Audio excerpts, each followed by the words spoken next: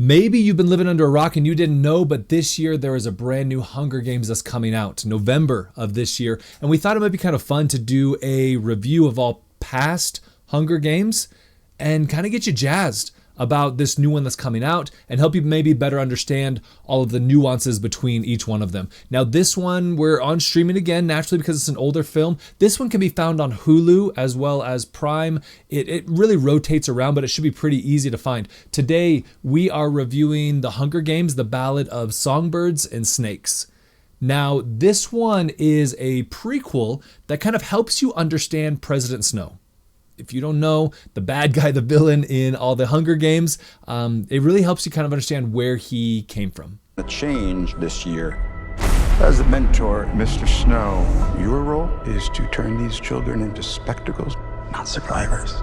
Now, make sure you stay till the end. Take a look at our clean score sheet and how it ranks with kids and teens. Let's do it.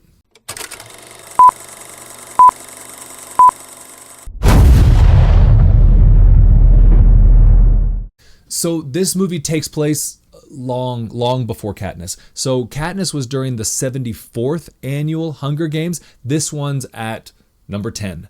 Focused on young President Snow. He's just finishing up school and they're just about to start the 10th annual Hunger Games. I am honored to introduce to you the creator of the Hunger Games themselves, Dean Casca Highbottom. Now, what really made this one interesting was instead of following the hero, they're following the villain, President Snow, or the guy who becomes the villain eventually. Now, when the movie starts, he's very much not. He's very much a child who's still in school. His parents have passed away. They've lost all their money, and they're living in this capital, and they're trying to keep up appearances, but it is very difficult. Now, the previous, or I guess the more current films, however you look at them, because again, this one is a prequel, they're mostly focused on the games. You have a little bit before, a little bit after, but majority of it is the Hunger Games themselves. This one was focused a lot on the character development of Snow. Again, where he was coming from, and then where he was going to, and then how the games really developed in his year and how integral he was to some of the changes that happened to those. So if you like the original Hunger Games, I actually think you'll like this one quite a bit as well. There's a good amount of storytelling. There's a good amount of character development, much like the other games as well. What does my mentor do besides bring me roses? I do my best to take care of you. You really want to take care of me in that arena?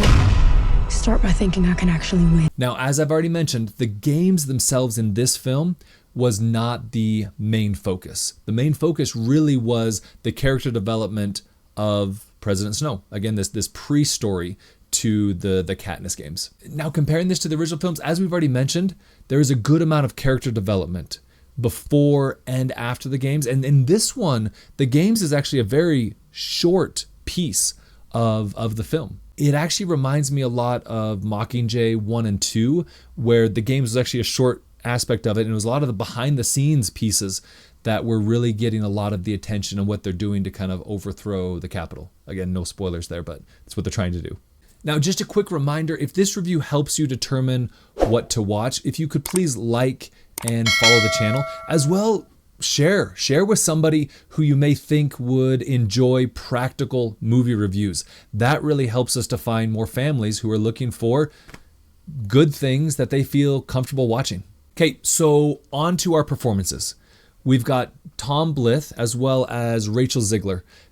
Both do a very good job. Now, Rachel, if you don't know who Rachel is, this is the individual who is from the live action Snow White as well as West Side Story. Good amount of singing that she does in those films, and she does it here as well. They really use her voice quite well in this film. Now, Tom, a little bit of an unknown. Several of his movies previous didn't really hit mainstream, but he does a very solid job as well. And then we jump into our supporting cast, and this is where we really have some individuals who are shining. We've got Viola Davis, we got Peter Dinklage, some of the two just great actors, and they really carry their parts in this film. And they do a great job establishing what the Capitol currently is, what they are trying to continue to push the Capitol to be, or maybe not to be. Again, no spoilers here as well, but really trying to establish this persona of what the Capitol in fact actually is. And this one had a lot of very fun twists and turns. I have summoned you all here for the 10th annual reaping ceremony, in which we choose 2 children from each district to fight to the death in the Hunger Games. From District 12, Lucy Gray Baird. Now, we do also have some notes for younger viewers, so let's jump into our clean-cut critic score sheet right now. All right, so we're going to start with the story. As we already said, this is a prequel. So yes, there's a good amount of character development, and it was very helpful to see where those individuals in the current films had come from. And if you haven't seen any of those films or read any of the books, it probably won't land as well as there's really no emotional connection. But by itself, the story is still nonetheless very good. Now, the performances, as we already mentioned, very strong leads, very strong supporting cast. Everybody did a very good job. And so that's where we're giving our performances up there to the 8. And then we have our visuals, good overall. The arena scenes are very solid. There's some amazing country scenes that they do as well. There's a bomb that goes off in the arena. I mean, it's just a lot of pieces that they did very good job on the visuals. Very little CGI. Most everything was real, and that really played very well. Then we have our experiences. Now, this is where it might split some people. Yes, with the development, the character development and everything like that, it's a little bit slower. There's a lot more dialogue, and because of this, some individuals may think it drags, but again, with this being a prequel and trying to establish that character, I felt it landed very well. And so that's why we got a higher mark on the experience also. So overall, this film score, we're sitting there at the 8 out of 10. Now let's jump down to our clean piece right here. Now on the language, this isn't a PG movie. It carries the 13, but I would argue it doesn't carry the 13 because of language. There may have been 1 or 2 uses of the S word, but other than that, it was very clean language-wise. Now, the intensity, that's probably where we're jumping up into that 13 realm. This is the Hunger Games. This is a premise where you have individuals that are coming into arena and their job is to kill each other. And so because of that, there's a lot of pieces in there that make the film quite intense. Now, they don't show much graphic, but there is some blood. There is some individuals who pass away. I mean, there's those aspects of the film that are very much a part of this movie.